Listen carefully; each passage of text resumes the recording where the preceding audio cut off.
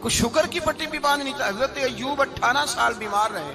زوجہ کہنے لگی دعا کر لو, تو آپ فرمانے لگے بی بی سے کہ صحت کتنی دیر رہی؟ اس نے کہا 60 سال. تو آپ فرمانے لگے ذرا بیماری کو بھی 60 سال گزر لینے دو, پھر دعا بھی کر لیں. یہ دعا کی, اللہ یہ لفظ کہے, اللہ نے صحت دے دی, تندرستی آ گئی. ایک دن گھر میں بیٹھے بیٹھے زوجہ کہنے لگی کہ ایوب یہ بتاؤ دکھ اچھے کہ سکھ؟ آپ فرمانے لگے سارے دن ہی اللہ کے ہیں, پر دکھ بڑے اچھے تھے. مجھ سے پوچھو تو دکھ بڑے اچھے تھے. کہا کس طرح؟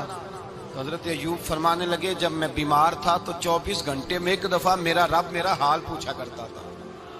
ایک دفعہ میرا اللہ پوچھتا تھا ایوب تیرا حال کیا ہے؟ فرماتے ہیں 12 گھنٹے تو لذت ہی رہتی تھی کہ میرے رب نے میرا حال پوچھ لیا, اور اگلے 12 گھنٹے میں انتظار کرتا تھا مالک حال دوبارہ کب پوچھے گا. فرمانے لگے اب صحت تو ہو گئی ہے, پر اب میرا رب میرا حال تو نہیں نہ پوچھتا. بھائی مشکلات جو ہوتی ہیں وہ تو تجھے سجا دیتی ہیں, سوار دیتی ہیں. تجھے یاد آتا ہے کوئی اپنا, جب تجھے درد ہوتی ہے نا, تکلیف ہوتی ہے, پھر تیرا دل کرتا ہے کوئی کندھا ملے جہاں میں سر رکھ کے رہوں. پھر اسی لیے تو کسی درویش سے کسی نے پوچھا تھا اپنا کون ہوتا ہے؟ تو کہا جو تجھے دکھ کے وقت یاد آئے وہ تیرا اپنا ہے. جو تجھے عین آزمائش کے وقت یاد آئے اور تجھے اس کا نمبر فوراً تیرے موبائل پہ چلنے لگے, وہ تیرا اپنا سجن ہے جس کو تو دکھ کے وقت یاد کرے. تو بھائی مشکلات کے بعد جو اللہ آسانی دیتا ہے. حضرت ابراہیم کو آگ میں بھی پھینکا گیا, حضرت ابراہیم علیہ السلام کو ستایا بھی گیا, نکالا بھی گیا, لیکن جب ان مشکلات سے گزرے تو میرا رب فرماتا ہے وَإِذِ ابْتَلَىٰ إِبْرَاهِيمَ رَبُّهُ بِكَلِمَاتٍ فَأَتَمَّهُنَّ قَالَ إِنِّي جَاعِلُكَ لِلنَّاسِ إِمَامًا. کہا جب ابراہیم پورے اترے تو پھر ہم نے انہیں امام بنا دیا. یا اللہ کس طرح کی امامت دی؟ فرمایا میں نے اتنی اعلیٰ شان عطا کی ہے کہ اپنے لاڈلے رسول کو جناب ابراہیم کی نسل میں پیدا فرما دیا ہے.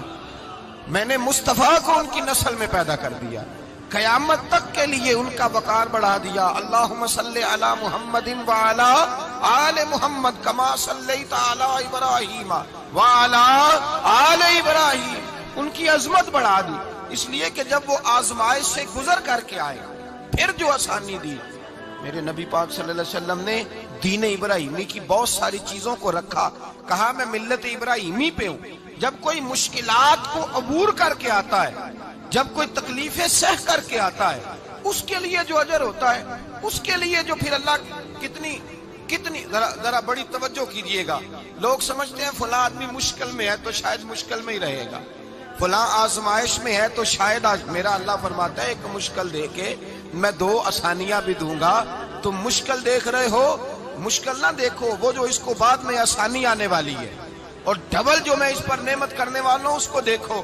حضرت یوسف کو بھائیوں نے کنویں میں ڈال دیا تھا, اور جب کنویں سے نکلے تو مصر کے بازاروں میں بکے, اور پھر زلیخا نے الزام لگایا تو حالات بگڑ گئے. حضرت یوسف کو جیل جانا پڑا. کتنی کٹھن زندگی تھی, لیکن میرے مالک کو کچھ اور ہی منظور تھا. کنویں میں گرنے والے, بازار میں بکنے والے, جیل میں جانے والے, الزام لینے والے جناب یوسف کو رب کریم نے اسی مصر کا بادشاہ بنا دیا. اللہ پاک نے اسی مصر کا حکمران بنا دیا. یاری تیری سونا پر ازمیشاں تیریاں اگ, اے سونا پرکھیا جامدائی پہلو نال اگاں دے لگ. اس کے لیے تھوڑا سا جتن کرنا پڑتا, تھوڑے کٹھن حالات سے گزرنا پڑتا, تھوڑی آزمائشوں کا روپ دیکھنا پڑتا. ہم چاہتے ہیں کہ ہمیں چھیڑے کوئی نہ کوئی تکلیف نہ آئے, کوئی آزمائش. یہ ہو نہیں سکتا میرے بھائی, نامی کوئی بغیر مشقت نہیں ہوا. 100 بار جب عقیق کٹا تب جا کر نگی ہوا.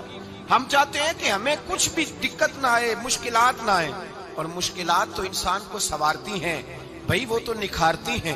کبھی پوچھا کرو جا کر کے کسی گندم کے دانے سے کہ تو کہاں سے ہو کے آیا ہے, کہاں سے نکل کے آیا ہے, تو وہ بتلائے گا کہ بڑے مشکل مراحل سے گزرا ہوں, اور پھر اللہ نے مجھے طاقت دی ہے کہ میں انسان کے وجود کا حصہ بناؤں. تو بھائی کٹھن مراحل, آزمائشیں, تکلیفیں, یہ انسان کو بڑا انسان بنا دیتی, یہ اس کے لیے ترقیوں کا پیش خیمہ ہوتی. ہمارے جوان پریشان ہو جاتے ہیں, عورتیں خاص کر کے اس بات پہ توجہ کریں, وہ بڑی جلدی غم لے جاتی ہیں. وہ کہتی ہیں جانے میرا کچھ ہوگا ہی نہیں, جانے میرا کچھ ہو ہی نہیں سکتا. میرے بھائی درجنوں اور بیسیوں لوگ ایسے ہیں جن کی اولادیں نہیں تھی, لیکن نام ان کا ان سے بھی زیادہ ہے جو بڑے بڑے صاحب اولاد. حضرت خواجہ معین الدین اجمیری کو جانتے ہیں آپ لوگ؟ نہیں، جو جانتے ہیں وہ بولیں. جانتے ہیں جی؟ لو جی، کافی سارے جانتے ہیں، تھوڑے جی رہ گئے. جانتے ہیں نا خواجہ صاحب کو؟ ان کے کسی بیٹے کو جانتے ہوں؟ نہیں جانتے. نہیں جانتے. نہیں جانتے آپ ان کے بیٹے. حضرت خواجہ معین الدین اجمیری رحمت اللہ تعالیٰ علیہ کے بیٹے کو نہیں جانتے، لیکن ویسے آپ ہندوستان میں کسی آدمی کو چھیڑ کے دیکھیں، وہ کہے گا میں خواجہ صاحب کا روحانی بیٹا ہوں، میں اولاد. حضرت غوث اعظم رضی اللہ تعالیٰ عنہ کی اولاد کو کم لوگ جانتے ہیں، لیکن آپ ویسے کسی کو پوچھ کے دیکھیں 11ویں والا پیر کون ہوتا ہے، ہر آدمی ہاتھ اٹھا کے بتائے گا خدا کے فضل سے ہم پر ہے سایہ غوث اعظم کا، ہمیں دونوں جہاں میں ہے سہارا غوث. لوگ جھوم کے بتلائیں. میرے بھائی، یہاں لوگ پریشان ہو جاتے ہیں کہ اولاد ہوگی تو یہ ہوگا، فلاں ہوگا تو یہ ہوگا. بھائی ایسی کوئی بات نہیں. میرے پاس پیسے ہوتے تو میرا ابا بیماری سے فوت نہ ہوتا. جو مالدار ہوتے ہیں تو کیا وہ بچ جاتے ہیں؟ حضرت اسرائیل انہیں چھوڑ جاتے ہیں؟ او خدا کے بندے، تو کیسی بات کر رہا ہے؟ آپ کی نئی نئی دوستی ہوتی ہے تو حالات اور ہوتے ہیں، تو 6 مہینے کے بعد حالات اور 6 سال کے بعد اور ہوتے ہیں، اور پھر جب وقت بیت جائے تو پھر معاملات.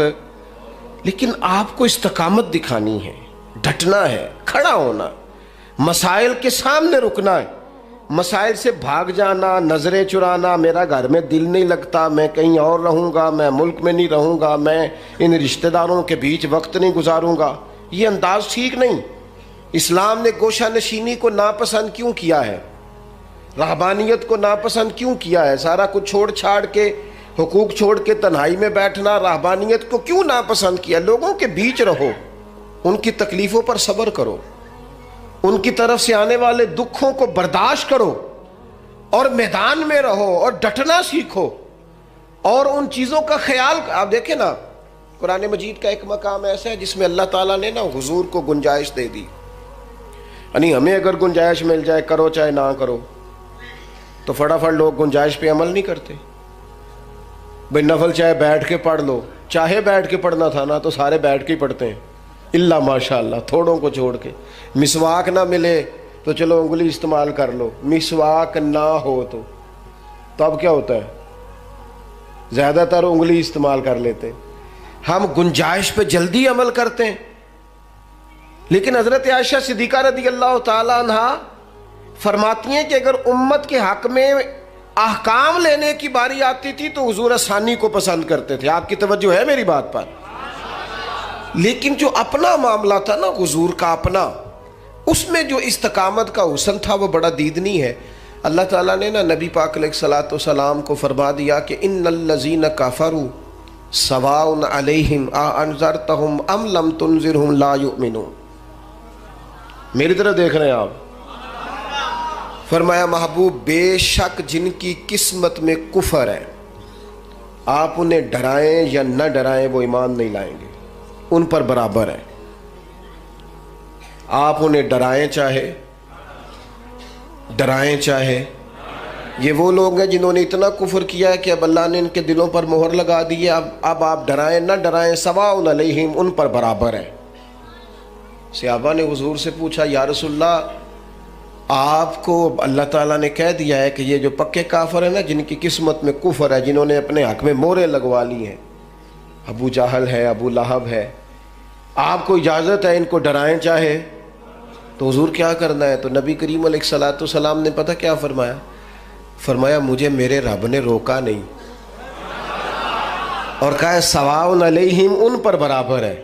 مجھے ڈرانے کا اجر ملے گا، لہذا میں انہیں ڈراتا ہی رہوں گا. حضور پیغام حق دیتے ہی رہے، نبی پاک علیہ السلام پیغام دین دیتے ہی رہے. اور حضور نے پہلے دن جو نعرہ لگایا تھا نا، دین میں آ جاؤ، وہی نبی پاک علیہ السلام کا نعرہ ہمیشہ موجود رہا. حضور نے صحابہ سے فرمایا کہ جب تم میدان میں چلے جاؤ، جنگ میں آمنا سامنا بھی ہو جائے، صف بندی بھی ہو جائے، تلواریں نیام سے باہر